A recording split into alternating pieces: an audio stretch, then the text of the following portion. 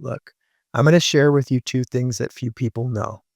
First, there exists a straightforward interpretation of Kilmar Abrego Garcia's tattoos that maps them to MS-13 in a straightforward way. Second, this mapping is unlikely to occur by chance if selecting words uniformly at random. We'll see why this is the case using mathematical tools from intelligent design in a follow-up video.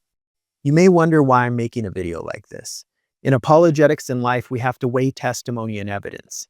When I heard that Kilmar Abrego Garcia's tattoos referred to MS-13, I didn't know what to think. Loud voices disagreed. The administration said his tattoos spelled out MS-13, but didn't provide any evidence.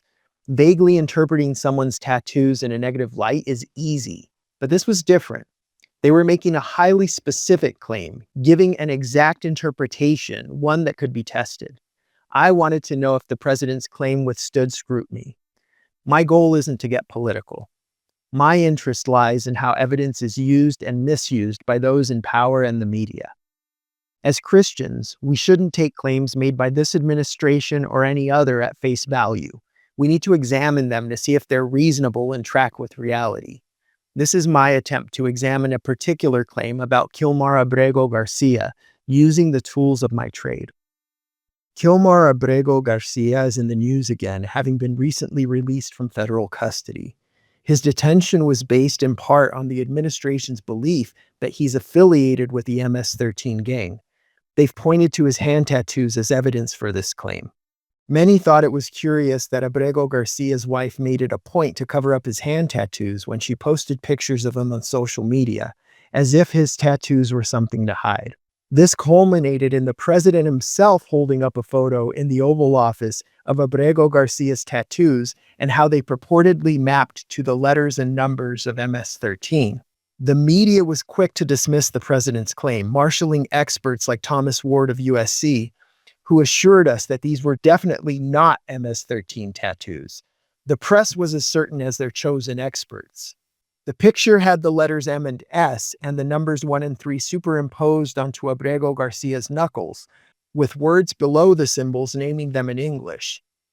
This led presidential critics to claim that Trump was misleading the public with Photoshop-manipulated images.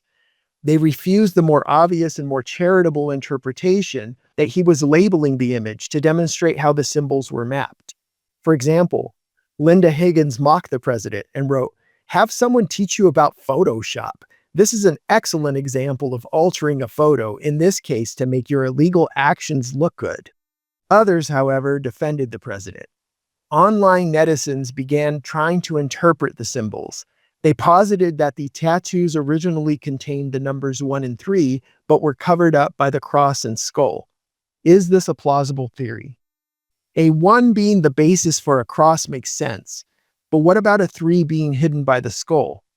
If we try to follow the outer contour of the skull, we get a strange, misshapen 3.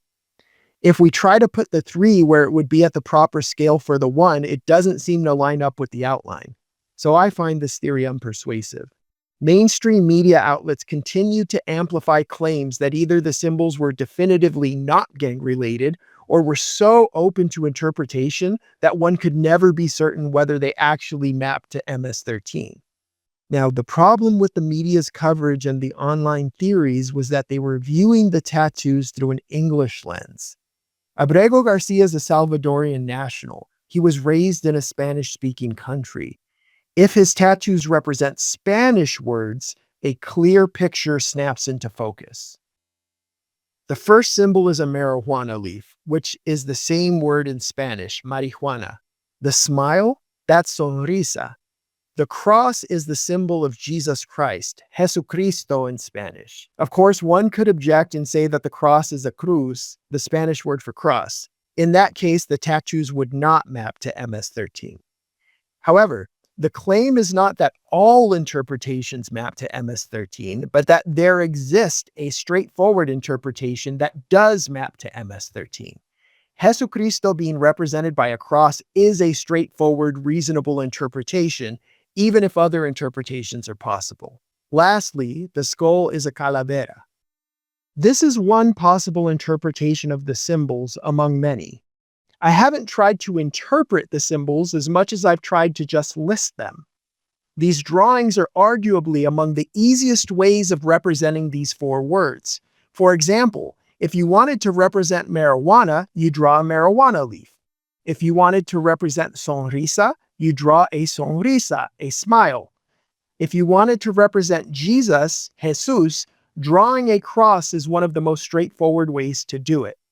And if you wanted to represent the word calavera, you draw a calavera. I'm not claiming this is the only way to interpret these symbols, or even the intended way. I'm claiming this is one of the most straightforward, reasonable interpretations that exist, and exist it does. It is not so much an interpretation as it is a description. Let's consider just the first letters of these words. The first two words start with M and S respectively, so this is a promising start for any MS-13 identification. But if the tattoos really do map to MS-13, then the J and C must map to numbers. The mapping between letters and numbers isn't unheard of. The 13 in MS-13 itself comes from the letter M for Mexican Mafia, which is the 13th letter of the alphabet. So we could assume this type of mapping is known and understood. So let's ask, what letter of the Spanish alphabet is J? It's the 10th letter. And C? Like English, it's the third letter. So J is the 10th letter, and C is the third letter. Let's replace them with their numeric equivalents. Simple addition yields 13. Therefore, taking the first letter of each symbol on his fingers yields MS-13. Nobody noticed this because nobody was thinking in Spanish. The president had a hunch, but he couldn't substantiate his claim when pressed. Perhaps he now can, because a straightforward mapping exists between the symbols he held up at the press conference and the letters and numbers in MS-13. But is this mapping just an accident?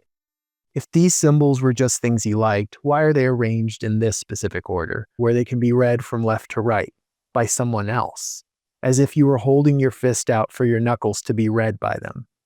There are 24 different ways these four symbols could have been arranged. Had he chosen any of the 23 other ways to order them, we wouldn't be having this conversation. If it was an accident, he accidentally chose the only permutation that would be readable from left to right as MSJC, and thus MS-13. If this is a coincidence, it's a strange one. Why would we expect a set of randomly arranged symbols to spell out a message or a specific gang name? If I took a list of coworker names that were randomly ordered, I'd be shocked if the first letters of their names spelled out, "Hey, we appreciate you." Why would names or words arranged in no particular order accidentally spell out a message? And not just any message, but this one. And why were the tattoos covered up? In the next video, we'll see whether there's a reasonable chance that someone's tattoos might accidentally spell out MS-13 in this way. We'll analyze the probability using a method of statistical hypothesis testing from intelligent design. You can watch that video by clicking here.